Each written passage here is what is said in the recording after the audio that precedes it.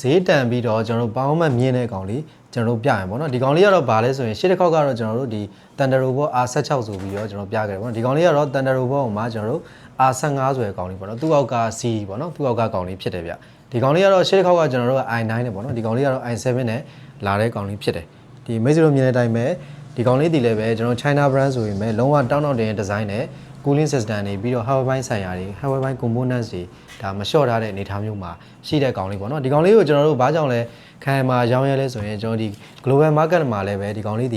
ီဒါဈေးကွက်အနေထားရောခံမှာကိုကျွန်တော်တို့ပါပေါ့နော်ပြိသက်ဒါရရှိထားတဲ့ကောင်လေးဖြစ်တယ်ဒီကောင်ကတော့ Thundero ပေါ့ R15 ဖြစ်တယ်သူ့မှာဆိုရင်ဘာပါမလဲဆိုရင်ကျွန်တော်တို့ CPU နေတဲ့ကကျွန်တော်ဒီရှစ်တစ်ခေါက်လို့ i9 မို့ပြင်မဲ့ i7 ကိုမှကျွန်တော်ဒီ13ချံပေါ့နော်13ချံကိုမှ HHC နဲ့လာတယ်ဒါ CPU ပေါင်းမှန်ကလည်းကျွန်တော် HHC ဆိုတော့မိတ်ဆွေတို့ဒါမျောလင့်ထားတဲ့အတိုင်းပဲ gaming အတွက်လည်းပဲတော်တော်လေးကိုမှဒါ HHC CPU တွေက desktop level ပေါ့နော် desktop level နီးပါးရတာဖြစ်တဲ့အတွက်ပေါင်းမှန်တော့တော်တော်လေးကောင်းတယ်ပေါ့နော် RAM အနေနဲ့တော့ကျွန်တော်မိတ်ဆွေတို့အနေနဲ့ဒီကောင်လေးက 16GB ပေါ့နော် 16GB မှာ 4800GB နဲ့ DDR5 ရမယ်ဒီနှစ်ပိုင်းတွေမှာဆိုရင်ကျွန်တော်ဒီ RAM ပေါ့နော်နှစ်ကုန်ပိုင်းဆိုရင်ဒါလက်ရှိ level ဈေးကတော်တော်လေးတက်နေပေါ့နော် RAM ကတော်တော်လေးကိုမှဈေးတက်နေဖြစ်တယ်ပေါ့နော်ဒီကောင်လေးမှာတော့ဒါပေမဲ့ကျွန်တော်ဒီ DDR5 သုံးပေးထားရပေါ့နော်ဒီနှစ်ကုန်တွေမှာတော့ laptop တွေကဈေးတက်ဖို့အနေထားအလားလာလဲနည်းနည်းရှိတယ်ပေါ့နော်အဲ့လိုမျိုးတော့ရှိတယ်ဗျပြီးတော့ဒီကောင်လေးမှာဆိုရင်ကျွန်တော်တို့ SSD နေရာထုံးစံတိုင်းပဲကျွန်တော်တို့ NVMe 512GB သုံးပေးထားတယ်အဲ့ဒါလည်းပဲ NVMe ကကျွန်တော်ဒီ generation မြင့်တဲ့ကောင်ဖြစ်တဲ့အတွက်ဒါဒီ data speed တွေ read speed တွေတော်တော်လေးကောင်းတယ်ဒါ SSD ကိုသုံးပေးထားပါတော့ပြီးတော့နောက်ထပ်အနေနဲ့ကျွန်တော် GPU ပေါ့ GPU ကတော့ကျွန်တော်ဒီ Nvidia ရဲ့ကျွန်တော်ဒီလက်ရှိချိန်ထိဒါဟို RTX 40C ဆိုပေမဲ့သုံးလို့ကောင်းနေတုံးပေါ့နော် RTX 4060ကိုမှကျွန်တော်တို့ 8GB ပါမယ်အဲ့ဒါကိုမှကျွန်တော်တို့ပါပေါ့နော်ဒီ GPU ဝက်တွေလည်းပဲကျွန်တော်ပုံမှန်ကျွန်တော် creator laptop လိုမျိုး short မထားဘူးဗျဒီကောင်လေးဒီ gaming ပေါင်းမှတ်မြင့်ပုံစံမျိုးဈေးတက်ပေါင်းမှတ်မြင့်ပုံစံမျိုးသွားတာဖြစ်တဲ့အတွက်ပေါင်းမှတ်ကလည်းပဲ GPU ဝက်140 watt ဆိုတော့ကျွန်တော်တို့ဒါ140 watt ကဒီ 40C မှာဒါ laptop မှာဂိမ်းဆုံးပေါ့နော်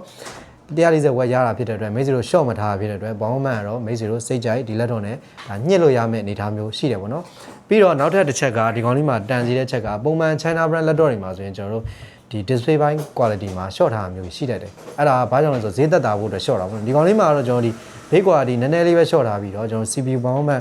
GPU ပေါင်းမှန် hardware ပိုင်း components ပိုင်းတွေမ short ထားတဲ့ပုံစံပေါ့နော်ဘာကြောင့်လဲဆိုရင် display ဆိုရင်လည်းပဲဒီကောင်လေးဒီ view angle ကောင်းပြီးတော့ sRGB 100% ရတယ် view angle လည်းပဲဘယ်ဘက်ကကြည့်ကြည့်ကောင်းမွန်ပြီးတော့ကျွန်တော်ဒီ creator တွေအတွက်လည်းပဲကျွန်တော်ဒီတော်တော်လေးကမှအဆင်ပြေပေါ့နော်ကာလာမှန်မှာလည်းစိတ်မူပါဘူးပြီးတော့ graphic designer ပိုင်း engineering သုံးမဲ့သူတွေအတွက်လည်းတော်တော်လေးကမှ design မှဆွဲမဲ့သူတွေအတွက်လည်းတော်တော်လေးကမှဒီကြည်တောက်ရှင်းနေတာမျိုးဒါရှိရပေါ့နော်မိတ်ဆွေမြင်တဲ့အတိုင်းပဲလုံးဝကမှဒါကြည်တောက်ရှင်းဖြစ်တာဖြစ်တဲ့အတွက်ဒီကောင်လေးမှာဆိုရင်တော်တော်လေးကမှမလျှော့တာပေါ့နော် 15.6 display အဲ့ဒါကိုမှ 2K resolution နဲ့ပြီးတော့ sRGB 100% ရမယ် refresh rate ကလည်းမိတ်ဆွေတို့ဒါစိတ်ကြည်နေစေမယ်165 သုံးပေးတာဖြစ်တဲ့အတွက် gaming ဘိုင်းရော graphic ဘိုင်းရောဒါ smooth ဖြစ်နေမှာဒါအသေးကြရပေါ့နော် view angle လည်းကောင်းတာဖြစ်တဲ့တော်တော်လေးမှဒါ all rounder perfect ဖြစ်တယ်ဒီကောင်လေးက keyboard ကတော့မိတ်ဆွေတို့ဒီကောင်လေးဒီဒါ full size keyboard နဲ့ရမယ်ဒီဘက်က NAM key ပါပါတယ်ပြီးတော့ဒီကောင်လေးဒီ RGB keyboard ဖြစ်မယ်ပြီးတော့သူ့ရဲ့ဒီ Thundero Bot ရဲ့ control center နဲ့မိတ်ဆွေတို့ဒီ fan speed တွေ boundman mode တွေကျွန်တော်တို့ eco mode တွေပြီးတော့ lighting တွေဒါချိန်လို့ရပါဘောနော် Thundero Bot လက်တော့ရလည်းလက်ရှိချိန်မှာဆိုရင်တော်တော်လေးကမှဒါဟိုလုံးဝကမှဒါတော်တော်လေးကမှ strong ဖြစ်လာပြီပေါ့နော် global market မှာလည်းပဲကျွန်တော်ဒီနိုင်ငံပေါင်း45နိုင်ငံလောက်ထိအောင်တော်တော်လေးကမှဖြန့်ကျက်ထားရပါတော့ပြီးတော့အထူးသဖြင့်ဟိုပါဘောနော်ကျွန်တော်တို့ Brazil တို့ Turkey တို့ပြီးတော့ကျွန်တော်တို့ဒီ Russia တို့ပေါ့နော်ဒီ market တွေမှာဆိုရင်ပြီးတော့မြောက်အမေရိကပေါ့နော်အဲ့မှာဆိုရင်လုံးဝဒီဈေးကွက်အနေနဲ့ခံမှာရထားပြီးတော့မိတ်ဆွေတို့စိတ်ချလက်ချကိုဒါအသုံးပြုနိုင်တယ်ပြီးတော့ accessory spare part တွေဆိုရင်လည်းကျွန်တော်တို့ဒါဒီမှာလို့ရတဲ့အနေအထားမျိုးမှာရှိတယ်ပေါ့နော်တချို့ဒီ spare part တွေဆိုရင်တခြား brand တွေနဲ့တူတာမျိုးတွေတောင်ရှိတယ်ပေါ့နော်ဒီကောင်လေးကတော့ big quality ကတော့မိတ်ဆွေတို့ HP Bitter တို့ပြီးတော့ Lenovo ရဲ့ LOG တို့နဲ့ဒါမတိမ်မြိန်ဒါ big quality မျိုးရှိတယ်ပေါ့နော်ဒါပေမဲ့ big quality နည်းနည်း short ထားပေမဲ့ပေါင်းမှတ်နဲ့ specification components တွေမှာဒါမလျှော့တာဖြစ်တဲ့အတွက်မိတ်ဆွေအနေနဲ့ဒီကောင်လေးကို all rounder သုံးလို့ရမယ်ပြီးတော့ကျွန်တော်တို့ဒါဘတ်စုံပေါ့နော်ကျွန်တော် gaming ဘိုင်းရောဒါ engineering software တွေရောကျွန်တော်တို့ဒီ creator application တွေရယ်နောက်ကျန်တဲ့ဒီဒါ visit ဟိုပါဘောနော် office use တလုံးလိုမျိုးလဲကျွန်တော်တို့ဒါသုံးလို့ရတယ် all rounder ကိုကျွန်တော်သုံးလို့ရမှာဖြစ်တယ်ဒါ gaming လည်းပဲကျွန်တော်ဒီ modern dynamic game တွေ triple dynamic game တွေလည်းပဲစမ်းဆော့လို့ရပြီးတော့ကျွန်တော်တို့ all rounder ကိုပြည့်စုံတဲ့ laptop ဖြစ်တဲ့အတွက်ကျွန်တော်ရှေ့တစ်ခေါက်ကဆိုရင်လည်းပဲ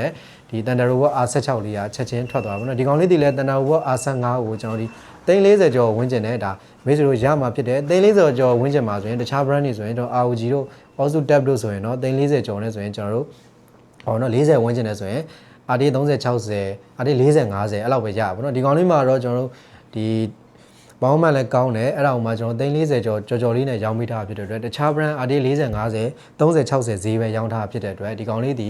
ဒါဈေးတန်ဘောင်းမှန်မြင့်ဖြစ်တဲ့အတွက်တော်လေးကမှကြိုက်ကြမှာအသေးချာပဲဗျဒီကောင်လေးကတော့ကျွန်တော်စီရောက်ရှိနေပါပြီရောက်တိုင်းမှာလည်းပဲအောက်တာမြန်တဲ့အတွက်မိတ်ဆွေတို့အမြန်လာမှရမယ်ကျေးဇူးတင်ပါတယ်ဗျ